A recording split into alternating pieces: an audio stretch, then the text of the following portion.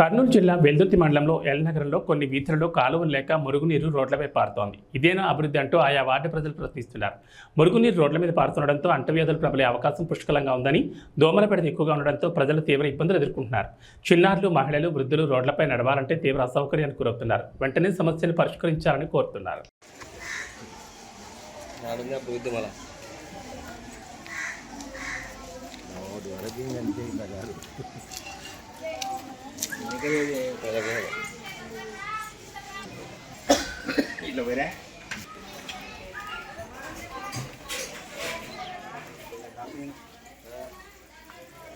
అవి బుక్ చేసిండే కదా, రాయి వచ్చిండే కదా.